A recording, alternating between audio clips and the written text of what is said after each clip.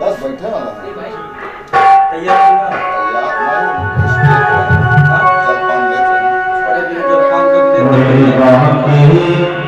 बिहारी पिया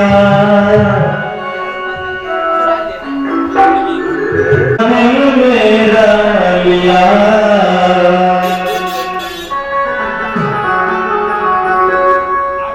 हर हर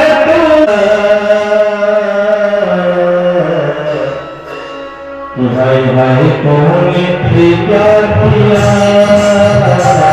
भाई भाई तूने प्यार किया, पूरा दिल मेरा दिया, मेरे बाकी बिहारी किया, पूरा दिया, हाय हाय तूने प्यार किया, मेरे बाकी बिहारी किया, पूरा दिल मेरा।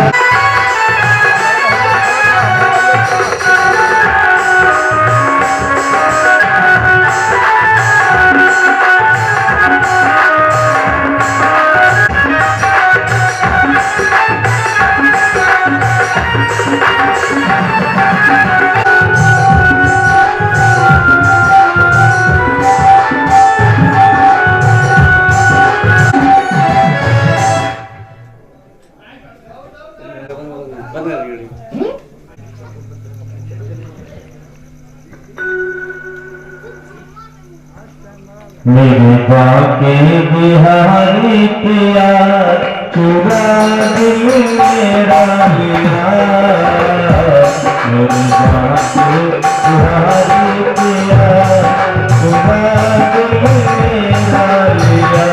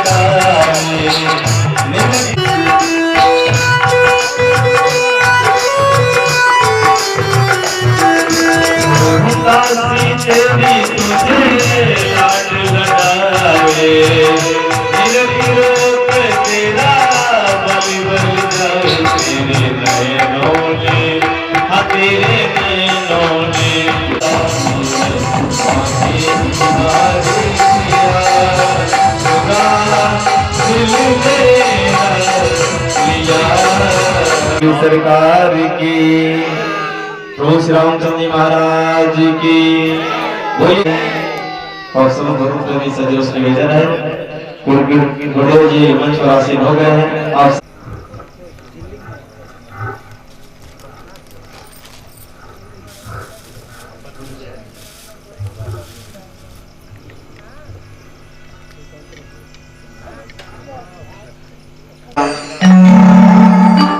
श्री राधे, जय श्री राधे, जय श्री राम। जय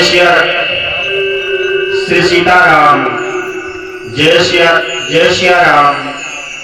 श्री राधे, जय श्री राधे, जय श्री राम। श्री सीताराम,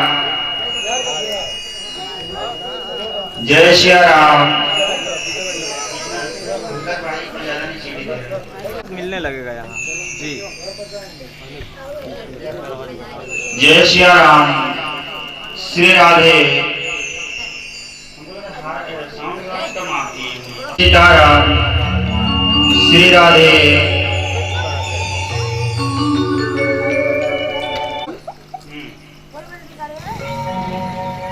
जय श्री राम, जय श्री राम। श्रीमन्नारायण, श्रीमन्नारायण।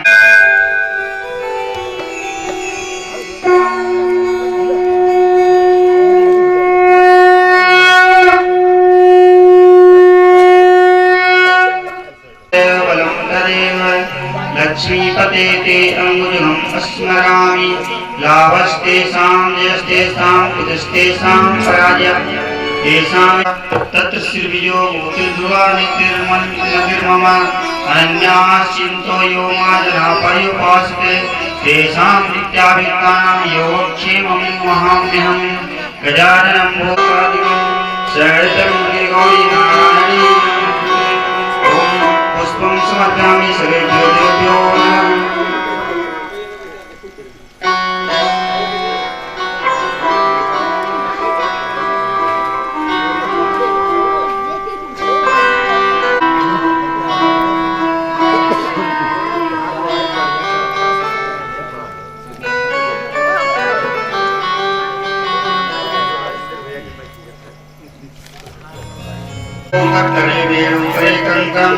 सर्वांगे हरिचंद्रं सुरेन्द्रं कंठे च मुक्तावली। गोपाल सिंदूरं समर्पयामि, चंद्रं समर्पयामि। श्री सीताराम चंद्र तीर्थम।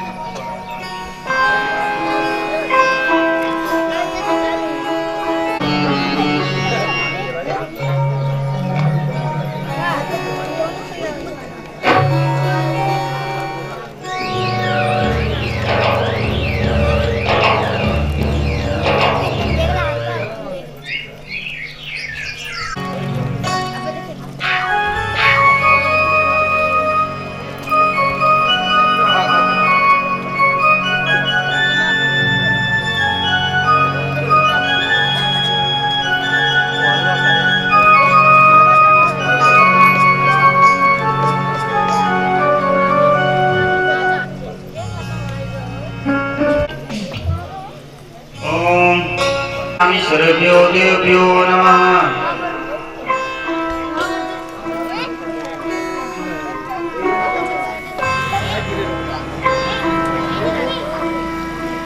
ओम श्री सीतारामचंद्र रूपम दर्शयामि।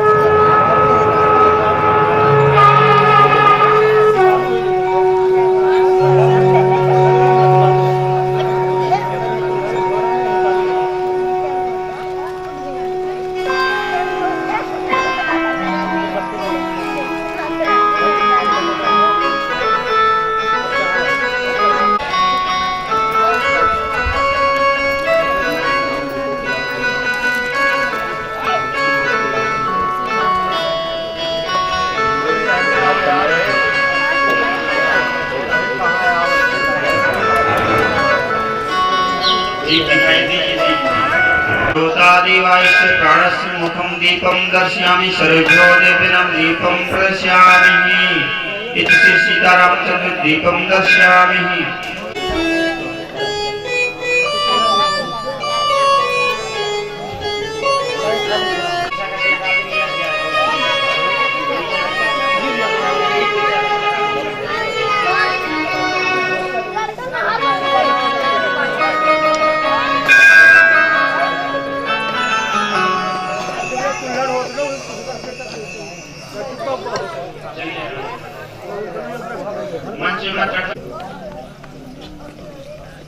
नीचे रखिए।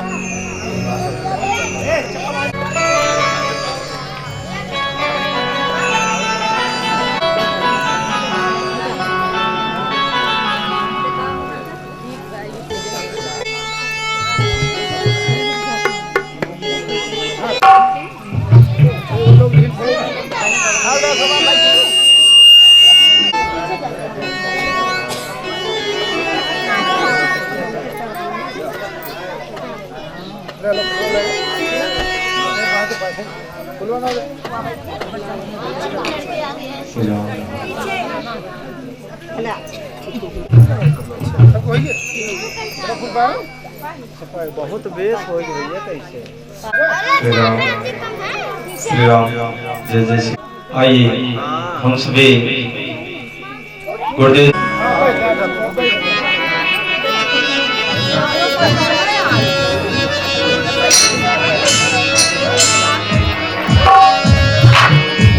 मुझे दास बना कर रख लेना,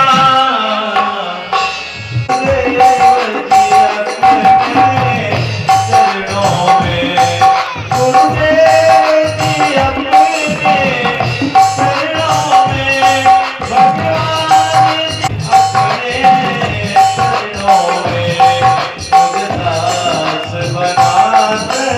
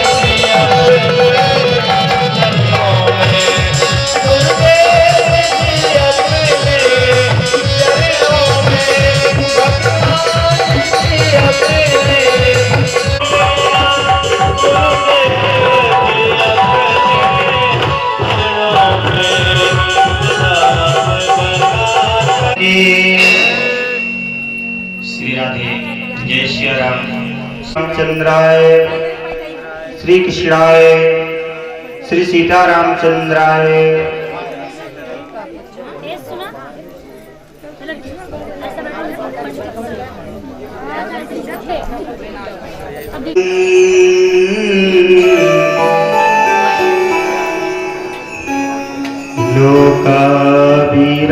लोकाभिरामं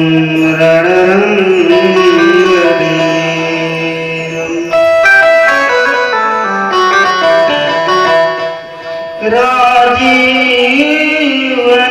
राजीवनेत्रं रघुवंशनाथम्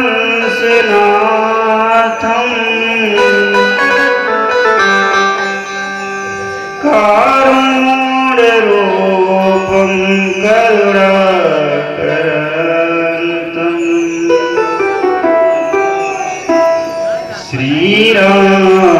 श्रीरामचन्द्रं शरणं प्रपद्ये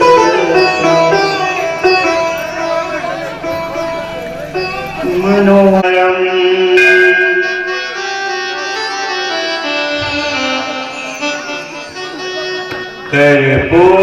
कर्पूरगौरं करुणावतारं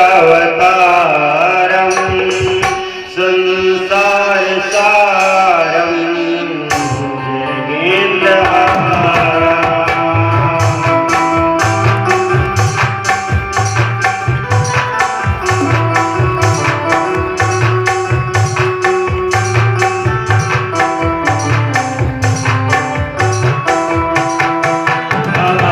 जगेन्द्रहारम्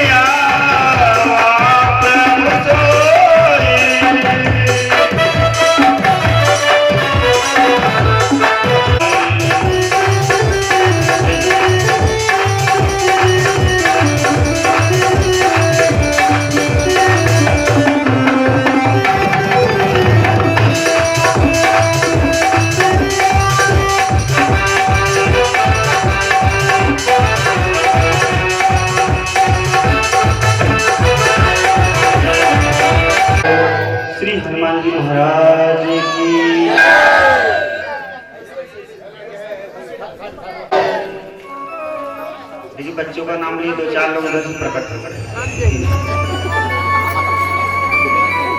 सभी लोग आगे बैठिए, आगे बैठेंगे ज्यादा लाभ रहेगा। आज तो बच्चों का ही दिन। जैसे अगर लोक में देखा जाए सबसे श्रेष्ठ पद प्रधानमंत्री का होता है, उसी तरीके से अगर शरीर की दृष्टि से देखा जाए तो मनुष्य का शरीर सबसे श्रेष्ठ शरीर है। इससे बढ़ के कोई शरीर नहीं है। आप कहेंगे देवताओं की शरीर,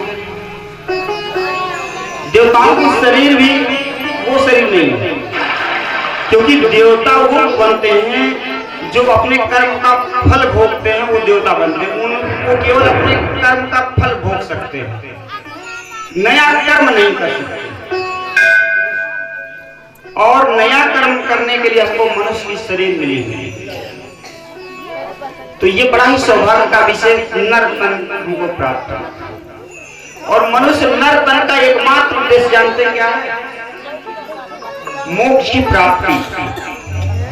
अगर हम अपने शरीर से मोक्ष की प्राप्ति कर लें तो हमारा ये मनुष्य का शरीर जानिए सफल हो जाए, और नहीं कर पाए तो असफल है। और इस शरीर से अगर बुरे कर्म हो गए तो फिर आप 84 लाख योनियों में भटकेंगे, और फिर कभी ऐसे कर्म बनेंगे फिर मनुष्य का शरीर आपको मिलेगा। और मान लीजिए इस शरीर से आपने कुछ गलत कर्म नहीं किया तो फिर से आपको मनुष्य का शरीर मिलेगा। लेकिन बात ये होती है कि हम मान लीजिए फिर से हमको मनुष्य का शरीर मिल गया, लेकिन जब तक संत का संग नहीं प्राप्त होगा तब तक हम ये जानेंगे नहीं कि मनुष्य के शरीर का उद्देश्य क्या है। ये जानेंगे नहीं कि मनुष्य के शरीर का उद्देश्य क्या है, इसका एम क्या है, what's aim for the human body, इसका उद्देश्य क्या है, नहीं जानेंगे। क्यों नहीं जानेंगे? इसलिए नहीं जानेंगे क्योंकि हमारे समाज में, हमारे संसार में जो जितना जिसका ज्ञान है उतना ही हमको जो है पता है। इको थोड़ा घटाइए, हो जाता है। श्री राधे, जय सिया राम। थोड़ा घटाया, बच्चे सब अभिलाषा हो प्रगाढ़ हो, हमारी मोक्ष की अभिलाषा प्रगाढ़ हो। और संत का संग नहीं करेंगे तो श्री राधे, जय श्री राधे, जय सिया राम, जय जय सिया राम। श्री राधे।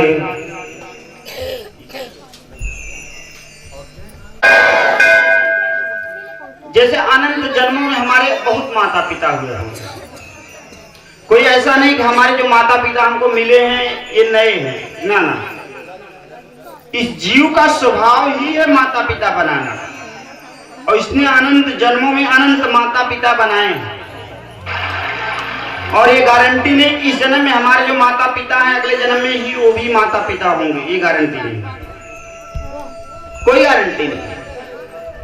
इसी बात को अर्जुन जी के अंदर इतना मोह था, उन्होंने कहा कि ऐसा है प्रभु, ये हमारे पितामह भीष्म हैं, ये हमारे गुरु द्रोणाचार्य हैं, ये हमारे चाचा के लड़के दुर्योधन है, इनको मैं कैसे, इनकी हत्या मैं कैसे करूं, वो भी राज्य के लिए हत्या कर दूं। तो भगवान ने कहा कि तुम जानना चाहते हो तुम्हारे माता पिता कौन है, तुम्हारे दादा कौन है, तुम्हारे गुरु कौन है? तो अर्जुन ने कहा हाँ प्रभु, हम जानना चाहते हैं कौन है, रियल में कौन। तो भगवान ने क्या काम किया, अर्जुन को दिव्य चक्षु प्रदान किया। हाँ जल्दी जल्दी, एक ही लोग आ रहे तो उसमें दे देना चाहिए था। अब कोई लेके नहीं आएगा, जब आवश्यकता पड़ेगी तो जब हम बताएंगे, अब डिस्टर्ब नहीं करिए। भगवान ने कहा कि अगर जानना चाहते हो कि तुम्हारे माता पिता कौन है, तुम्हारे गुरु कौन है, तुम्हारे जो है कि चाचा के लड़के कौन है, जानना चाहते हो? कहा भगवान ने उनको दिव्य चक्षु प्रदान किया, ऐसी चक्षु दिया जिससे जन्म जन्मांतर की चीजों को निरावरण देखा जा सकता है। और उनको जब दिव्यम ददामि चक्षुम, जब दिव्य चक्षु प्रदान किया तो देख रहे हैं, अपने अनंत जन्मों को देख रहे हैं, अनंत जन्मों को देख रहे हैं। और जब देखते हैं तो देखते इस जन्म में कोई और माता पिता, उस जन्म में कोई और माता पिता, उस जन्म में कोई और माता पिता, उस जन्म में कोई और माता पिता। अरे भाई, हम यहाँ से अगर बंबई जा रहे हैं तो क्या जरूरी है कि एक ही डिब्बे में एक ही सीट पर हमारी टिकट हमेशा बुक होगी?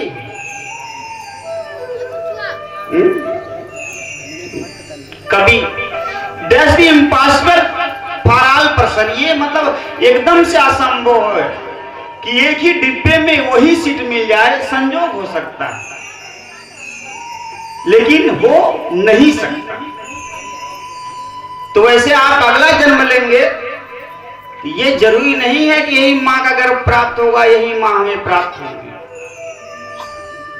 गारंटी नहीं है। लेकिन आपका स्नेह, आपका प्रेम वो अलग बात है, जन्म जन्मांतर के संस्कार बन जाए अलग बात है। तो कहने का मतलब जब अर्जुन को ये मालूम हो गया कि ये तो ठीक ऐसे ही है जैसे प्लेटफॉर्म पर यात्री रुका कुछ समय के लिए, इसके बाद वो गंतव्य को चला गया, ऐसे ही हम लोग यहाँ 40 साल के लिए, 50 साल के लिए, 60 साल के लिए आते हैं और फिर चले जाते हैं, फिर चले जाते हैं। लेकिन इतना अपनत्व को व्यवहार यहाँ बना लेते हैं, कहते हैं कि आप मेरे हैं, आपके बिना हम नहीं रह पाएंगे, ऐसा है वैसा है, क्या क्या कितनी मोह की बातें लोग करते हैं। ये क्या है? अगर जितना हमारा मोह संसार में होगा, रख दीजिए केवल आप लोग बैठे, जितना, क्योंकि मन एक है, मन जो है एक है। जैसे तराजू का पलड़ा है, कांटा एक ही है। अगर कांटा आपकी तरफ झुकने लगेगा, अगर कांटा जो तौलने वाली मतलब जिसने बांट रखा है उधर झुकने लगेगा, तो आप कहेंगे कि ऐसा है कि आप हमको कम दे रहे हैं। कहेंगे कि नहीं कहेंगे? कहेंगे कम तौलत है, वो बराबर तौलत है। हमारे दुकान पे बैठे रहते हैं और कांटा जब बराबर रहेगा तो आप संतुष्ट हो जाएंगे।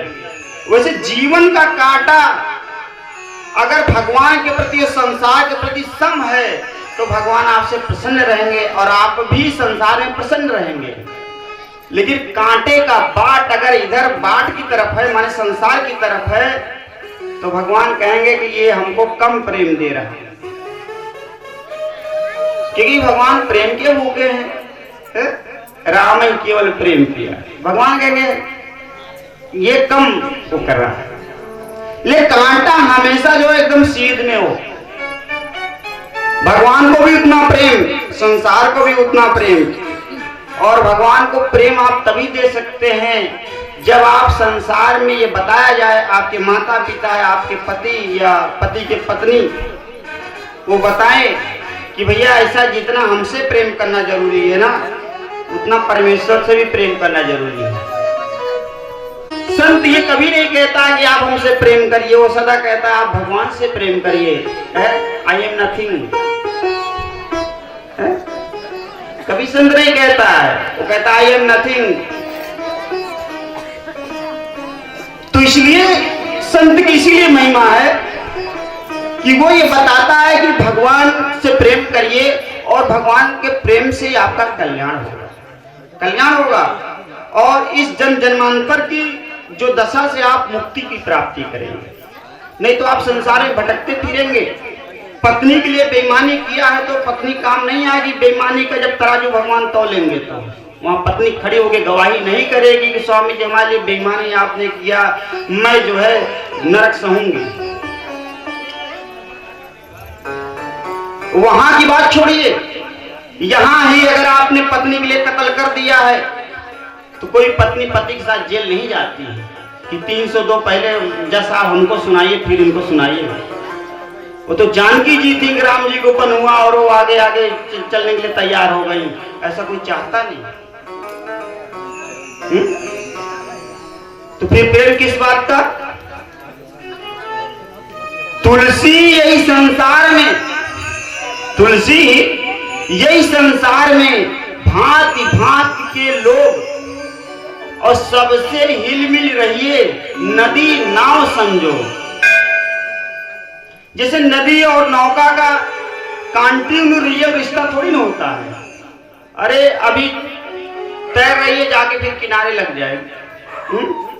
वैसे इस संसार में इस ढंग से रहेंगे। पद पत्र मीमांसा, भगवान ने गीता में कहा है, जैसे कमल के पंखुड़ी के ऊपर जल गिरता है, लेकिन कमल जो होता है जल को नहीं लेता, बल्कि उसको तुरंत तालाब में गिरा देता है, स्वीकार नहीं करता है। उसी तरीके इस संसार में कुछ भी आपको प्राप्त हो रहा है, उसको आप जो है परित्याग करने के विषय में हमेशा भावना में रहिए कि सब क्या करना है।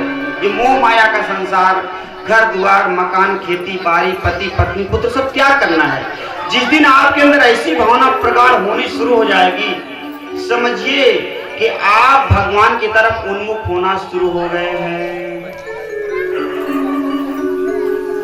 क्योंकि गोस्वामी जी ने एक बात कही, क्या कही कि मैं अरु मोर तोर तै माया, मैं अरु मोर तोर तै माया, मैं अरु मोर तोर तै माया, मैं अरु मोर तोर तै माया, मैं अरु मोर तोर तै माया, मैं अरु मोर तोर तै माया, यही बस कीने ओ जीवनी काया, यही बस कीने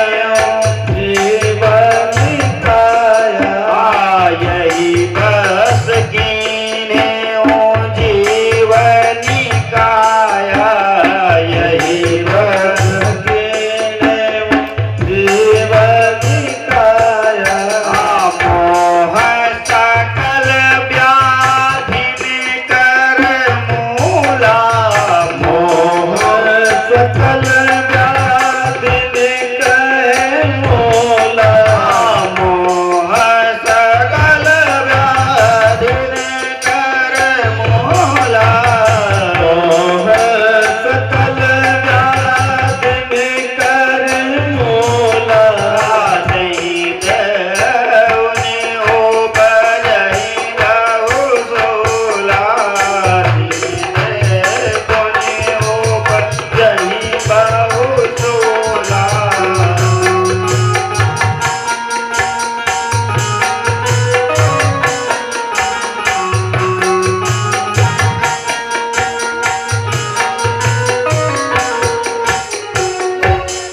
माया क्या है? कुछ ऐसा नहीं कि बहुत बड़ा वेदांत आप पढ़ लेंगे, बहुत बड़ा आप जो है रामचरितमानस पढ़ लेंगे, तब आपको माया का ज्ञान होगा। माया का ज्ञान इतना है कि मोर ये मेरा है, ये तेरा है, यही माया है। ये मेरा है, ये तेरा, यही माया है, बस। और तीसरी माया नहीं। हाँ देखिए, बड़े दूर से लोग आए हैं, जल्दी जल्दी आ जाएंगे रिजर्वेशन वाले लोग।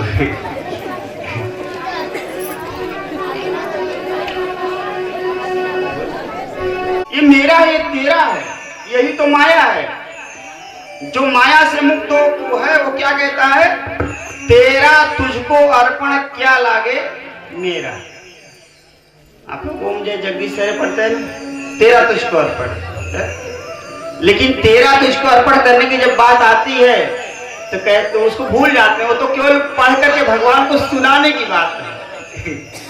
उसको पढ़ के भगवान को सुना दिया बस, और कहे भैया तेरा तो इसको अर्पण, तो भगवान को 10 रुपया ना, बल्कि जो 1000 चढ़ावत कहिए नहीं महाराज। जो भाई तेरा तो इसको अर्पण, तो वो भी तो तेरा है कि नहीं? तो वहां मेरा नजर आने लगता है कि नहीं? वहां मेरा नहीं, भगवान ये खाली 2 रुपया बा, 5 रुपया बा, 10 रुपया का हिस्सा बा, बाकी जो 2000 के नोट हम रखे ही वो मेरा। आगे ना विवेक, तो भगवान जान जाते हैं कितना कह रहा है तेरा तुझको अर्पण क्या लागे मेरा। और कितने लोग हैं तो इसे खाली दंडवत कहीं चलाइए, कहीं प्रभु तुमका पैसे कौन जरूरत, लक्ष्मी माई खुदे तोहरे लगे बैठी रहा थी। तोका पैसे कौन जरूरत। तो कहने का मतलब हमारे अंदर जब तक त्याग का विकास नहीं होगा तब तक समझिए भक्ति का सर्वांग सोपान में कुछ भी हमारे अंदर निवास नहीं कर रहा। आप कहेंगे त्याग का विकास महाराज होता क्यों नहीं, होता क्यों नहीं, तो इसका प्रैक्टिकल रीजन क्या है। देखिए किसी चीज को बता दिया जाए, समझा दिया जाए अलग बात है, लेकिन जैसे आप डॉक्टर के पास जाते हैं तो डॉक्टर के पास जाते हैं तो आप डॉक्टर दवा दे देता है, आप चले आते हैं, खाते हैं, चले आते हैं, इतना करते हैं। लेकिन डॉक्टर से कभी रीजन पूछते हैं, डॉक्टर साहब बताइए ये रोग मुझको हुआ क्यों। जैसे आप डायबिटीज के पेशेंट हैं, डॉक्टर ने दवा दिया, आप खाए, आप ठीक हो गए, और क्या हुआ कि एक दिन आपके मन में आया कि ये बताइए ये चीज हमको हुई क्यों। तो डॉक्टर बताएगा कि ऐसा है, आप चीनी बहुत ज्यादा खाते रहे होंगे और चीनी से ज्यादा आप चिंता बहुत ज्यादा करते रहे होंगे। चीनी से ज्यादा शुगर चिंता में, इसलिए मनुष्य को, हम तो रंग तो नहीं बोल रहे हैं, चिंता में इतना शुगर है ना जितना चीनी में नहीं। डॉक्टर कहते हैं माइंड को फ्रेश रखिए और चिंता मत करिए आप, इसलिए आपको शुगर हो गया। तो वैसे हम लोग मोह में क्यों पड़े हैं, इसका रीजन क्या है। आप कहेंगे महाराज आप इसको बताइए, तो यद्यपि इसके अनेक कारण हो सकते हैं, अनेक कारण हो सकते हैं। Father many reasons for your affection to the world, to the family, कई कारण हो सकते हैं। लेकिन आज हम आपको एक विशेष कारण पर गौर कराते हैं, और जो शायद है जो उस चीज का माने मोह का मूल ही है, उसके अलावा मोह का दूसरा मूल है ही नहीं संसार का। क्योंकि वक्ता को चाहिए कि किसी बात को जो है पूरी तरीके से, जैसे कहीं कपड़ा पहले साफ किया साबुन लगा के, तो कहेंगे साबुन अभी इसमें लगा, तो कहीं फरचाई दे, गांधी भाषा में कहते हैं ना फरचाई दे पूरा तरीके से। तो बात मैं इसको पूरी को फरचा दूंगा, माने कि एकदम पूरा आपको क्लीन कर दूंगा, लेकिन आप ध्यान लगा के सुने तो।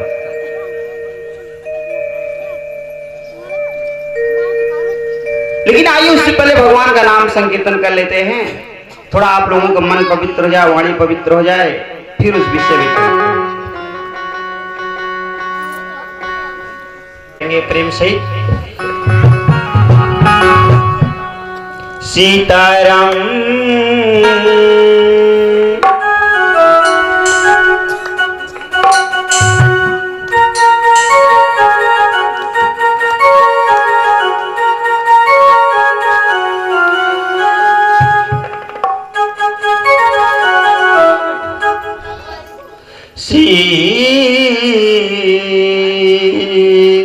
सीताराम जय सीताराम,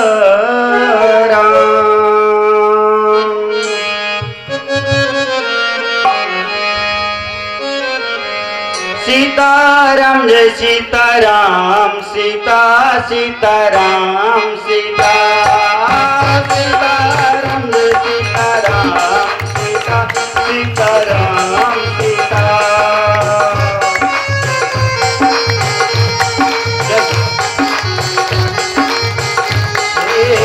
सीताराम जय सीताराम, सीता सीताराम, सीता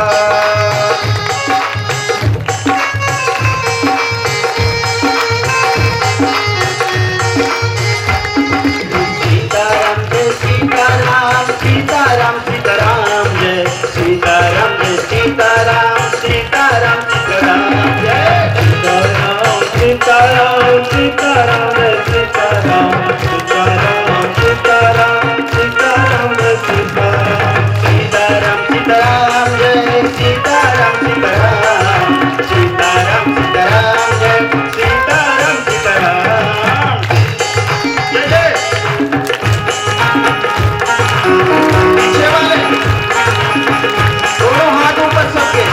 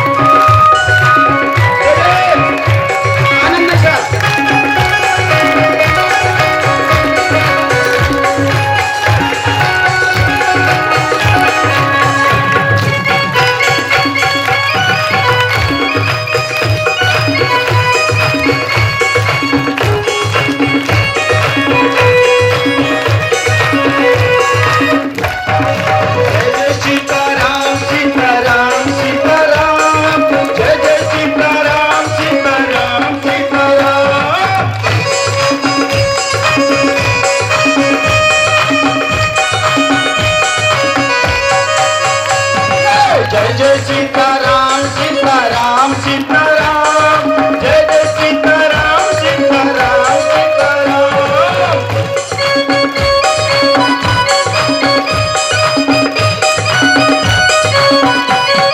जय सीताराम सीताराम सीताराम सीताराम, सीताराम सीताराम सीताराम सीताराम।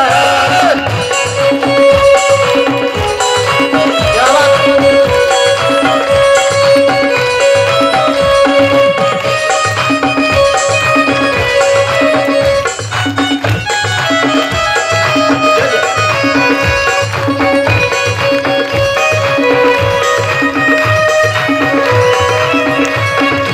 सीताराम सीताराम सीताराम सीताराम, सीताराम सीताराम जय जय जय सीताराम। सीताराम सीताराम जय सीताराम सीताराम, सीताराम सीताराम जय सीताराम सीताराम।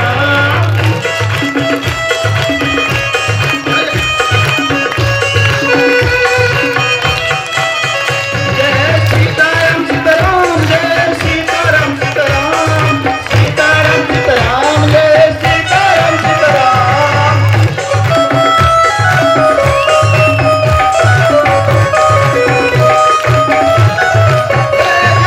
सीताराम सीताराम सीताराम जय सीताराम।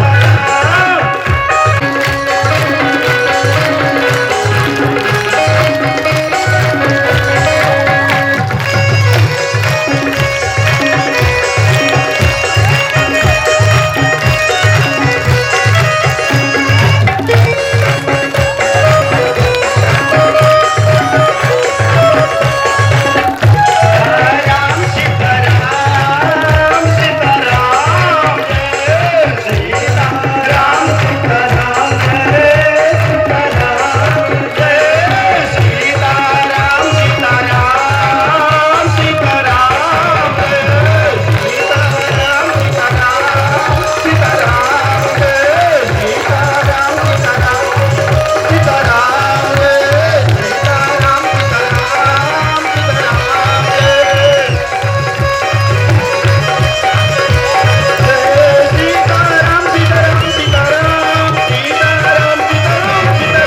सीताराम सीताराम सीताराम सीताराम सीताराम। सीताराम सीताराम सीताराम सीताराम सीताराम सीताराम। सीताराम सीताराम सीताराम सीताराम सीताराम। सीताराम सीताराम सीताराम जय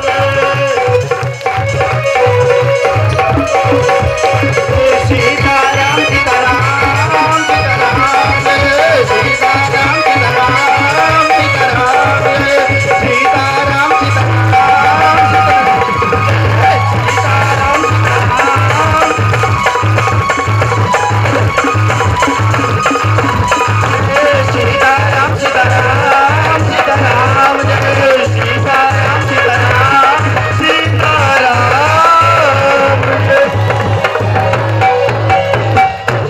बोलो श्री सीतारामचंद्र भगवान की। इतनी तेज जयकारा लगाई कि अयोध्या तक पहुंच जाए। जीवन में जो मोह का मूल कारण है ये हमारे अंदर छिपा और हम इसको पहचान नहीं पाते। इस चीज को पहचानना हमारा विशेष धर्म है, यही मनुष्य का मूल कर्तव्य है। लेकिन अब हम यहाँ इसकी व्याख्या नहीं करेंगे, हम थोड़ा बीच में इसको आपको ले चलेंगे। आइए हम कथा की तरफ चलते हैं, क्योंकि व्याख्या लायक माहौल नहीं है।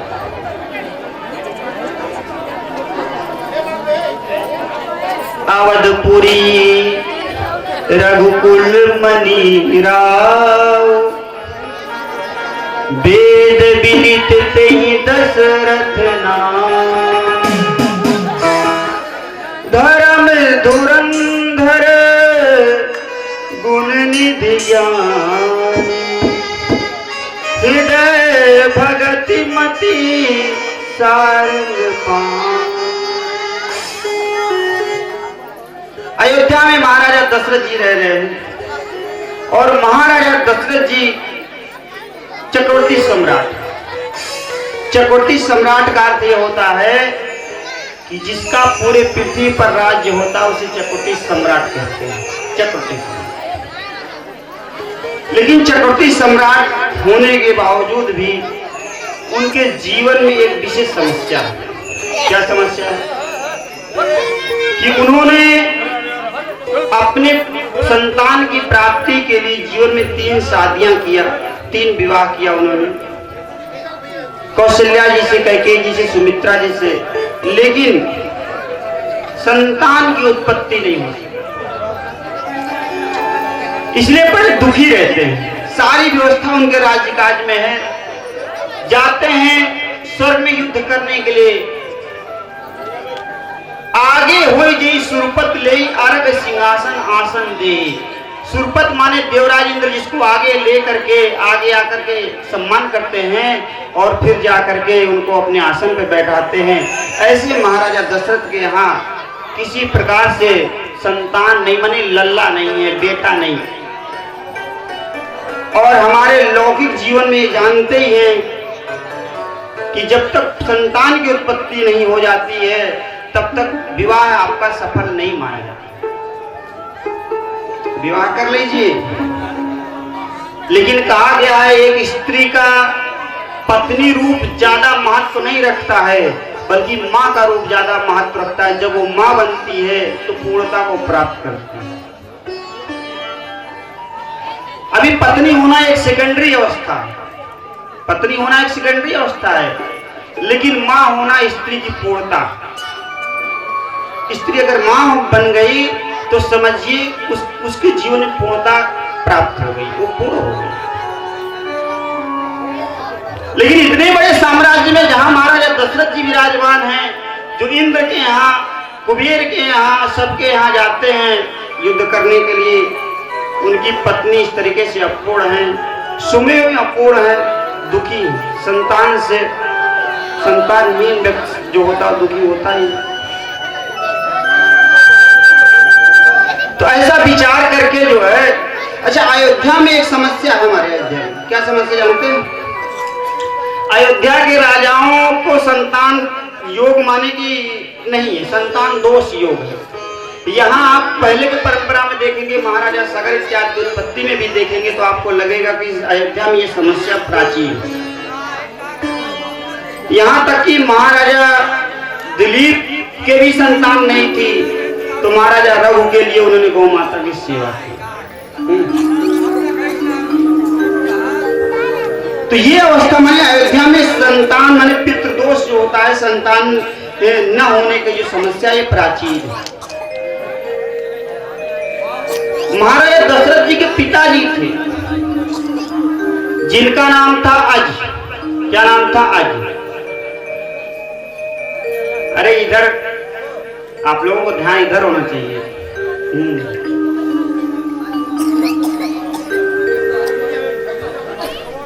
इंसान थे जिस अयोध्या में लोग ईश्वर के नाते, भगवान के नाते संसार छोड़ करके बैरागी हो जाया करते थे। मनु शत्रुपा से लेकर के महाराजा सगर से लेकर के तमाम राजा लोग भगवान की प्राप्ति के लिए चले गए जंगलों में तपस्या करने के लिए। लेकिन उसी अयोध्या में महाराजा दशरथ जी के पिता थे महाराजा अज, जिनकी पत्नी अत्यंत सुंदरी थी, गंधर्व लोक से आई थी। और गंधर्व लोक से आने के नाते उनकी सुंदरता का कोई आर पार नहीं था। और गंधर्व लोक से आई थी ऋषि के श्राप के नाते, और जब उनका श्राप पूरा हो गया तो पत्नी चली गई। ऐसा है कि भैया यजमान लोग खुद बैठ जाएं,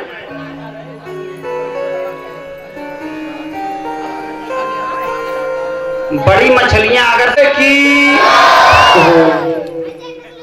तो महाराजा अज जो थे, उनकी पत्नी जो थी गंधर्व लोक से आई थी ऋषि के श्राप के नाते, अत्यंत सुंदर थी। और जब श्राप पूरा हो गया उनका तो वो सीधा का सीधा गंधर्व लोक में चली गई। और महाराजा आज इतने मोहित थे अपनी पत्नी पर, इतने मोहित थे, उनके चित्त में चित्त और चित्र का एक दूसरे का ठीक वैसे ही संयोग होता है जैसे लोहे और चुंबक का। लोहे और चुंबक का इसमें क्या आप मानेंगे? अगर चित्त को चित्र प्रिय हो गया, माने रूप, चित्र माने रूप, तो वह चित्त जो है उस रूप पर जान दे देगा, लेकिन उस रूप की प्राप्ति करके वो रहेगा। और अगर वह रूप जो है उससे बिछो हो गया, उससे वियोग हो गया, वह आपसे अगर पानी से निकाल दीजिए तो मछली तड़प के मर जाएगी। ऐसे जिसके चित्त में किसी का रूप यानी चित्र बस जाता है, ठीक वह भी व्यक्ति ऐसी हो जाता है। गंभीर बात है, बहुत ऊंची दशा की बात कर रहे हैं। तो यहां महाराजा आज के चित्त में उनकी पत्नी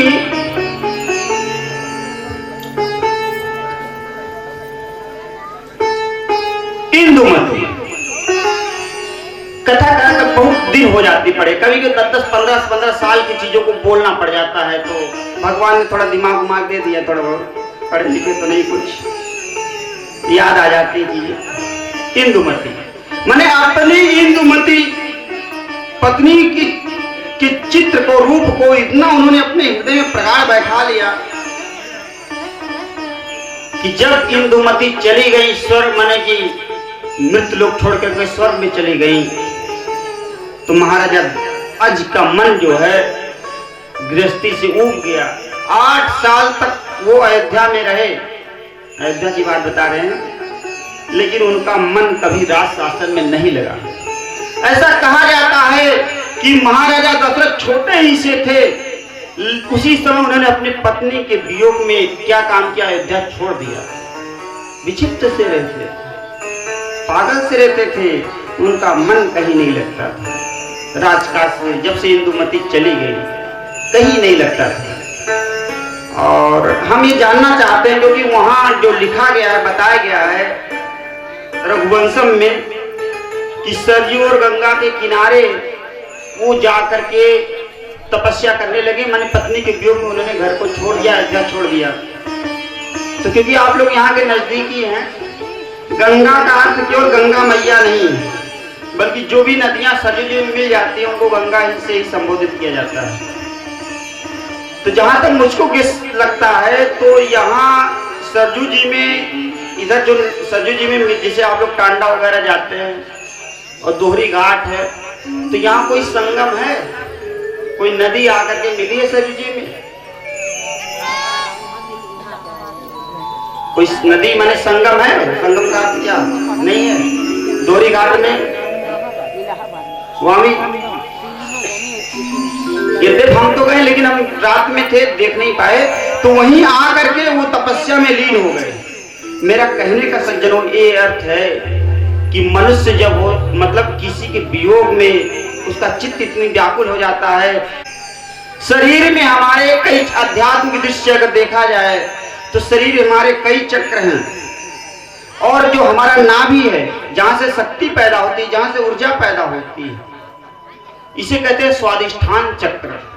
इसे कहते हैं स्वादिष्ठान चक्र। इस स्वादिष्ठान चक्र ब्रह्मचर्य रहने के लिए बड़ा ही उपयुक्त माना जाता है। जो व्यक्ति ब्रह्मचारी रहता है उसका स्वादिष्ठान चक्र बहुत मजबूत हुआ, और स्वादिष्ठान चक्र के मजबूत होने से जो है, अगर जीवन में ब्रह्मचर्य का अनुपालन कर रहा है तो उसकी जो मनोदशा है ऊर्ध्वरेता होगी।